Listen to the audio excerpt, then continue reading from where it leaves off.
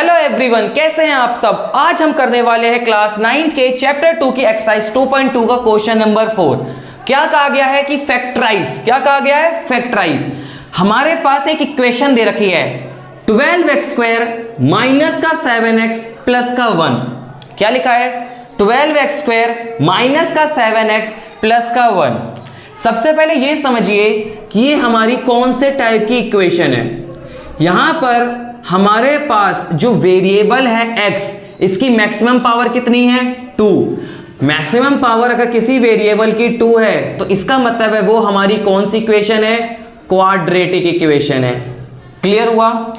और हमें पता होना चाहिए कि जो क्वाड्रेटिक इक्वेशन होती है इसकी जो जनरल फॉर्म होती है वो होती है ax² प्लस का bx प्लस का c। क्लियर? ये तो हमारी हो गई इक्वेशन। क्या ये हमारे पास टर्म जो दे रखा है क्या वो इससे सिमिलर दिख रहा है कि नहीं दिख रहा है? हाँ या ना? हमें करना है फैक्टराइज। फैक्टराइज करने का सबसे इजी मेथड क्या है? आपने देखो ध्यान से, क्या लिखा आपने? 12x² लिख दिया प्लस का 1 लिख दिया। क्लियर?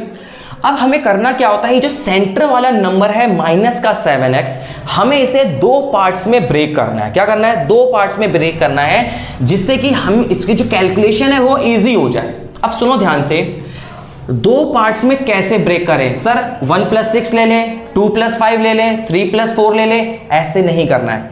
फैक्टर मतलब इसको ब्रेक करने का तरीका सबसे इजी। करना क्या है कि हमेशा x² का जो कोफिशिएंट है a और जो कांस्टेंट है c, इन दोनों को हमेशा मल्टीप्लाई कर दो। a इंटू सी। तो वैसे ही अगर x² का कोफिशिएंट a है और ये c है तो x² का कोफिशिएंट क्या है? 12 है और कांस्टेंट क्या है हमारा? 1 है।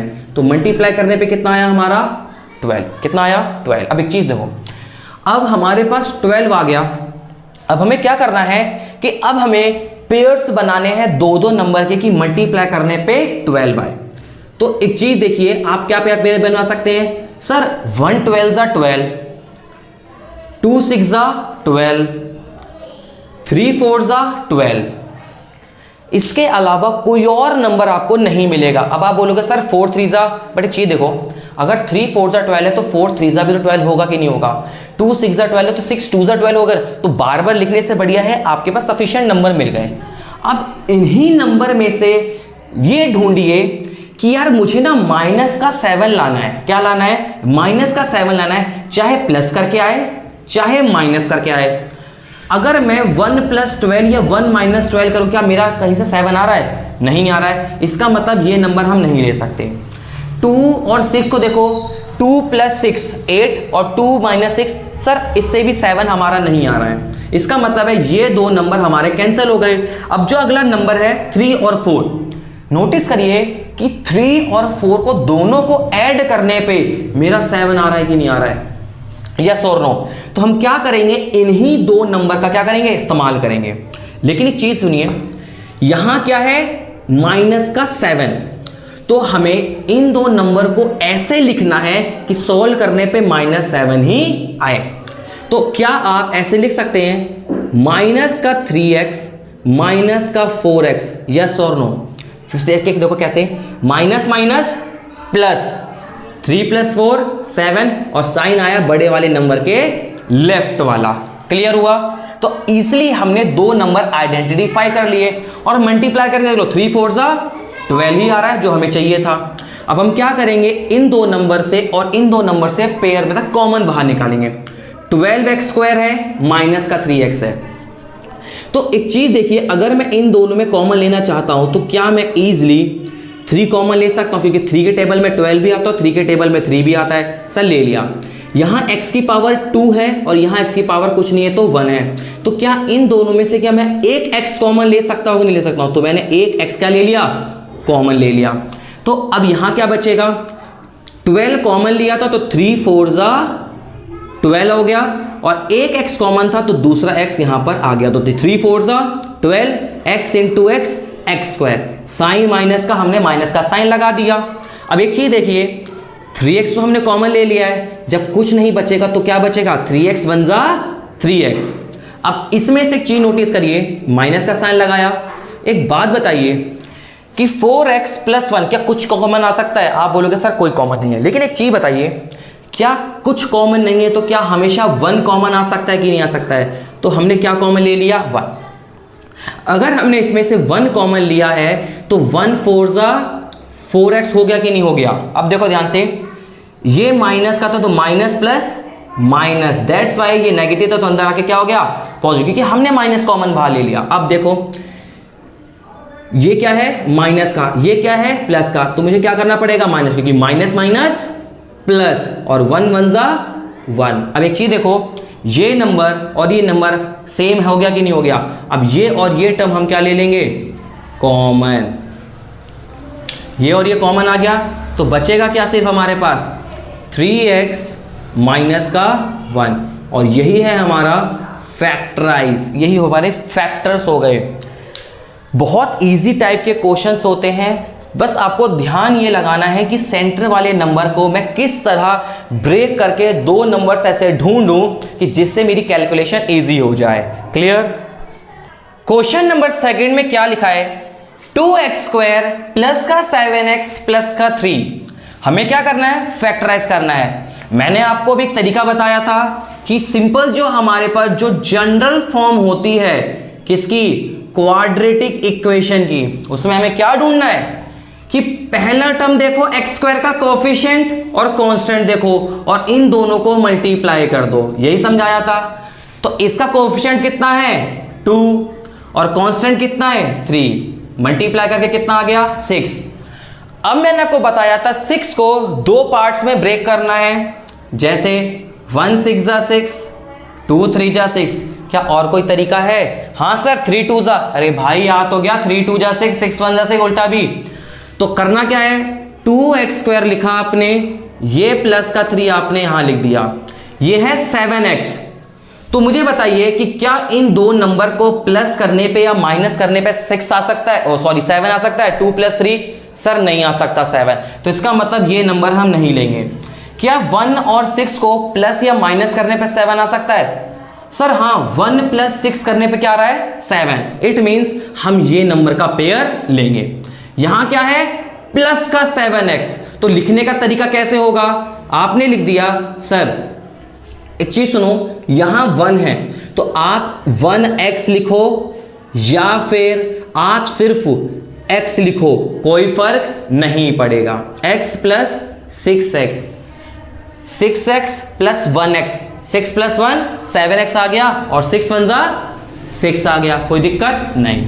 अब हम क्या करेंगे? इन दो में से क्या निकालेंगे? कॉमन निकालेंगे।